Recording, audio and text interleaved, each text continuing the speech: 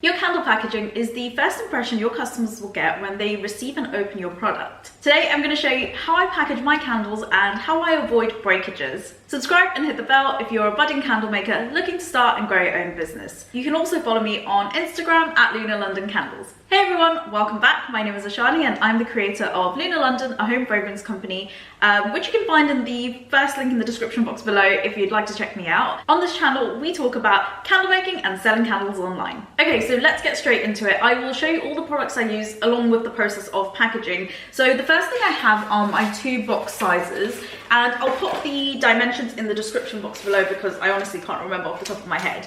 But this is my 2 box candle size, and this is, whoops, my 1 box candle size, and these are both from Kite Packaging. So this box size would definitely be good for 2 candles, and I've never had a breakage with them, and they're very sturdy.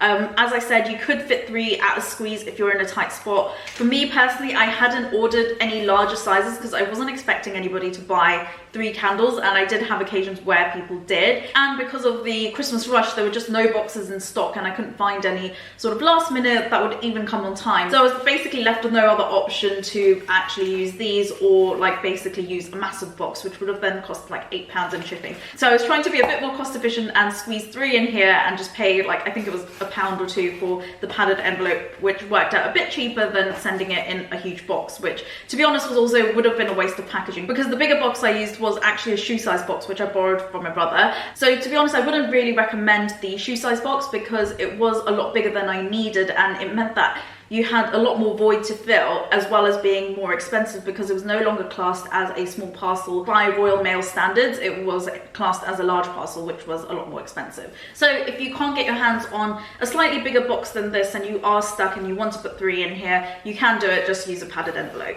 So before I go ahead and construct my boxes, what I'm going to do is use my custom logo, which I got from Stamp It. And this was a really cost efficient way of basically customizing my boxes. It was £70, which felt like a lot for a stamp, but to be honest, it's a way more cheaper alternative than having customized boxes, and I'd definitely recommend it if you're starting out just like me. And with that, I use just a white ink pad, which I also got from Stamp It, so I just brought them together, and it's lasted me through, I think I've had like 60-ish orders, just over 60 orders, and it's lasted me through that so far. So I do feel like it's lasted a lot longer than I was expecting it to. So when using my stamp, I prefer to have my boxes already like just still flat. So what I do is just get my ink pad and I go ahead and just stamp it across that way. It's just a lot easier than trying to do it the other way around, which is what you'd normally do with a smaller stamp. So I just make sure that I've fully covered it, and then I try and center it as best as possible, but to be honest, it's not always perfect. And then I just try and put as much pressure and make sure that the stamp is touching sort of everywhere, and everywhere has has had pressure. So I go ahead and do that. So it's kind of a workout, which is not a bad thing. So just as I said that this pad has lasted me a long time, it looks like it's finally starting to run out, but I don't know if you can see that. I'll do a close-up, but I think it's a really nice cost-efficient way of just customizing your boxes. And I love the way the white ink looks against craft paper. You can always change the ink color depending on your branding and the box color. So I definitely recommend thinking about custom stamps if you wanted to do some customization on your branding. So I'm just gonna go ahead and get my smaller box stamped up. And this logo, to be honest, is a bit big for the smaller box. So in hindsight, I probably would have gone for a slightly smaller stamp. I'll put the stamp dimensions that I went for in the description box below as well. That one came out a lot better. So now that I've customized my boxes, I'm gonna go ahead and construct them. So this is what the box looks like when it's constructed. I really like the fact that it has these foldable flaps which basically tuck in and essentially make the box more robust and sturdy. I definitely think that this box makes me feel more confident in not having any breakages because it's such a sturdy box. So I'll just go and do the second box. And hopefully you can see this.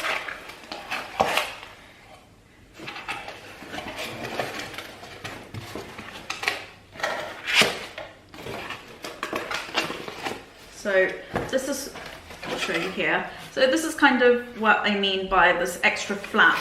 So you have these two on the side, then when I construct that box and then put that in there. So the sides of the box is really like sort of second, like there's two reinforcements in there. And I just think that makes it like really sturdy if I'm pressing on it here, and it's very like strong. It doesn't feel like you'd have to do a lot if you wanted to break something. So now that I have my two boxes constructed, I'm gonna go ahead and line the bottom with packing peanuts. So again, I got these from Kite Packaging, and they come in these massive bags, and I'll put the size of the bags that I got because again, I can't really remember the exact sizing. What I like to do is basically layer, do like one layer of packing peanuts at the bottom, and I find if I try and do 2 layers, it basically just is a bit of a tight squeeze for the candle to fit inside, to do a layer at the bottom of the candle and then a layer at the top. So I think 1 layer at the bottom is more than enough. And I'll bring you in for a close-up. So I have now lined the bottom of my boxes, and I just wanted to have a quick mention of why I use packing peanuts, and essentially it's because of the environment. Packing peanuts are 100% biodegradable, and they're basically made out of starch. So they are really fun for customers because you can just basically dissolve it under the tap. For my packaging, it was important to me to be as environmentally friendly as I possibly could. I am trying to look for a plastic-free alternative for double-sided tape. I know you can get normal tape as a plastic-free option, but I haven't found any double-sided tape. I'd also like to know, if you are looking to be more environmentally friendly with your packaging, what sort of things have you done with your business? It's really interesting to me, and of course it's important to try and play some sort of part in, you know, being a bit more environmentally conscious. So for the launch of my business, which coincided with the run up to Christmas, I decided to offer free gift wrap. So when I worked in retail when I was at university, we offered free gift wrap, and I definitely found that customers really appreciated that, and that's kind of why I decided to incorporate it into my business. It's definitely a nice way to take the stress off your customers and also just give them that little push to make a purchase with you if they were kind of on the fence. Now, I want to say that offering free gift wrap is not easy. It is definitely something that when I was in the thick of it and doing all my Christmas orders, I was like, why did I offer free gift wrapping? And it was just really stressful at the time, and I was kind of debating on whether I should continue with it or just remove it. And basically there's pros and cons to it. Doing it in the thick of Christmas and learning and getting sorted with gift wrapping meant that I'm a lot faster and better than when I first started, and I think if I didn't offer it as a freebie, I probably would have been a lot slower. When I do start charging for it, it would probably be not up to scratch, whereas I feel like I'm a lot better at wrapping especially the shape of my candles now than I was when I did my first wrapping, because my first wrapping was horrible. Okay, so let's get on to wrapping. So the first thing I want to do is stick on some gloves, and that's because my jars get fingerprinted really quickly, which is super annoying. I may actually look into changing them up in the future because it's just such a pain, and it wouldn't be very nice for my customers to have to worry about, you know, getting fingerprints on them. And I find specifically with these jars, they don't wipe away very easily as well, which is kind of annoying. So I've already pre-cut my paper. I try and cut it to the rough dimensions, and if I have any downtime, I try and do multiple cuttings because it just means that I don't have to cut a bit of paper for each individual candle. Something I'd recommend if you have lots of orders, or even if you don't and you want to optimize your time, is just basically to batch tasks. So for example, with cutting paper, instead of having to cut an individual piece for every time you get an order, I would just sit down and cut the sizes out that I need. So whenever I have an order, it's already ready for me. When I have more consistent orders in the future, what I would probably do is have some pre-wrapped candles ready to go, because just to make things a lot easier and less stressful. So what you want to do with your candle is basically lie it down. I like to do it label facing down, just so it doesn't get in the way and there's no issue of it kind of snagging against the brown paper. So the brown paper, by the way, I got from Amazon. And basically how you want to size the paper is it should roughly be able to cover half your candles. So on either side it should cover roughly half, so hopefully you can see that. Mine is a little bit more than half, but that is a good guideline. I find that sometimes I can go a bit crazy and then it's not enough paper, so I try and just leave a little bit extra. What I do with my candle is lie sort of a third way into the paper. So there we go, and I will just roll that bit, and then I'll roll and take the bottom part and just tug it. So I want it to be really tight. And what I'll do is then go ahead and roll more, and then I can see exactly, you know, there's overlap here. So I'm going to go ahead and just cut off some excess. You need to leave enough so you can basically fold down this end edge. So you want to fold it just to make it nice and neat. And then I basically take off my glove. The glove is literally just to put the candle in place because it's really, really fingerprinty. And then I'm going to go ahead and stick down my tape. And so I'll pull off my tape. And you can see why double-sided tape comes in real handy for something like this, because if you're just looping single-sided tape, it would be even more of a faff than it is. And then I've basically just...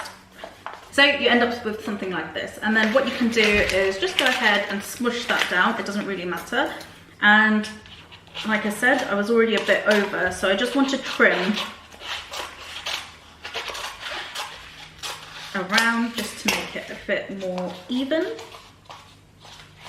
And then I'm going to start folding. So with your folding, what you want to do is flatten the first fold as much as possible. So you want it to be like dead against your lid if you're using a lid.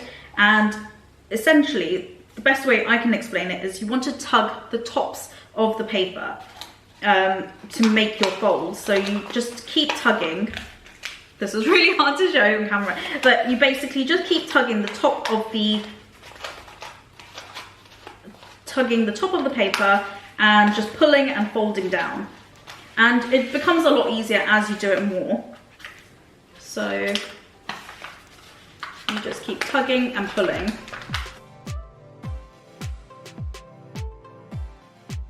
And there we go. So we have it down like this. Then turn it over, and you basically do the same thing on the other side. And then I just want a little bit more of double-sided tape, and I'm going to stick that so I can stick my flaps down. And there we go. So these three are ready, and what I'm going to do is go ahead and use a wax seal to just close it and kind of finish the effect. So I'm going to go ahead and just light my little tea light, and we can get the waxes going.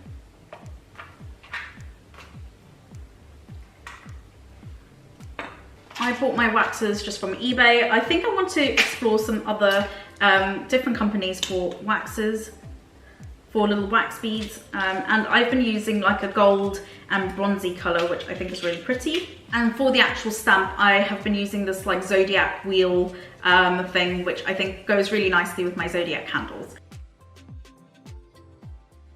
So to seal my candle, I am going to use wax seals, and I got these wax seals just from eBay. I probably will look at some other places because there are amazing places that have wax seals and probably better quality as well. So what I usually do is just go ahead and mix it. I use the matchstick that I've just lit my candle with. I think that's more than good enough. And then I go ahead and just make sure that it's like cooled down a little bit. And I go ahead and just hold that there, and if it's super hot, it'll be really runny. So just play around with the consistency of it and how many wax seals you'll need. And then, yeah, I just basically go ahead and seal it, and then I like to let it sit for a couple of minutes until it's fully cooled down, and then we'll make a really nice imprint. So the wax seal I have basically has all the zodiac signs in like the zodiac chart, which I think is really cool. What I'd like to do in the future, because what I found was really confusing when I was packing lots of candles over Christmas, was that I wasn't sure what I was packing sometimes, and it would get really confusing of which zodiac sign I was packing. So I think in the future what I'd like to do is invest in a stamp kit for each zodiac sign, and I think that will really enhance even further the whole zodiac theme and will look really cool. So I think this should be done.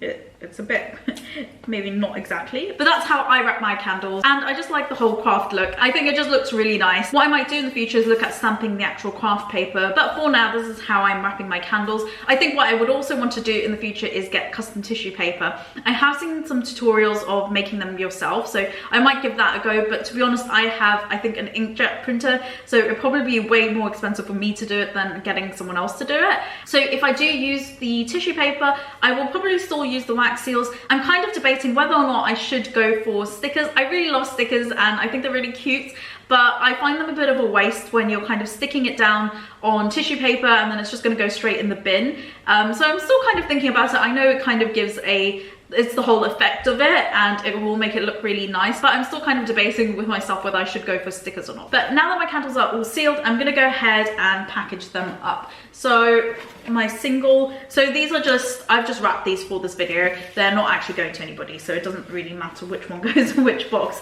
But usually what I would do is just write a little label, write in pencil at the bottom what candle sign it is. And that also helps the customer identify if they've bought more than one candle, which zodiac sign it is that they've got. So then I'm going to just go ahead and put that into my box and I'm going to give you a close-up of this. So I'm now going to go ahead and just pop in a bunch of packing peanuts, and I want to make sure that the candle is completely surrounded by packing peanuts. I don't want any of my candle to be touching either side of the box, and that will just help it be secured in place and not move. So there. And then what I also do is basically squash it down. I want it to be squashed in just there, and then I can make sure that I can cover the top as well and just make sure it's completely secure. So we'll just keep pushing it down and there we go. So now that my package is well secured, I'm going to go ahead and put in 2 cards. So the first card is this one, which is just my logo, and it would be a handwritten note. As I said, these are just going to be basically, these aren't actual orders. There's no need for a note. The second thing I've got is my candle care card. And what I've tried to do with this is make it an affirmation card just to help promote people to keep the card in their house, just so it doesn't get just chucked away, and also might help them actually read the card as well. It just seemed pointless to me to make stuff and then it'll just eventually be thrown away. Along with my cards, I also like to put in a sample, and I just put these maxi tea lights and also kind of see the strength of the scent. What I found was I had really good feedback on the little tea lights. People were like super amazed that they were so strong. So I got more sales off the back of having these samples. So if you were thinking of giving samples, I would definitely go ahead and, you know, try it out and see if it works for you. So now I'm going to tuck in my flaps, and again you can see that there is a third like wall or third reinforcement, which is just perfect and so sturdy and secure, and then another one which is basically another fourth reinforcement. And then there we go. Whoops. There we go. So that is my package done. This is my single candle. I like to give it a shake just to make sure that there's no movement. So I don't know if you can hear that, but there is nothing moving in there. And there we go, that is my package done. What I like to do is also wrap these in the brown paper. So I just have this brown paper. It's the same paper that I use for my gift wrapping. I wrap my parcels in them as well, just because it helps protect the box and just make sure that the package comes looking perfect once it arrives at their new home. So let's go ahead and just do the second one. So just put that down there. And there, and you can see it comfortably fits in 2 candles, and I'm going to go ahead and just chuck it on there. And again, make sure that all the sides are covered. Don't want anything touching the sides of the boxes. And then I'll just shove that there. I'm going to squash these down.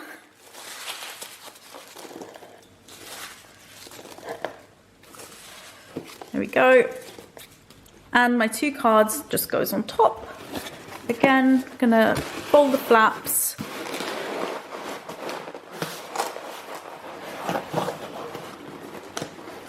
And just tuck them in.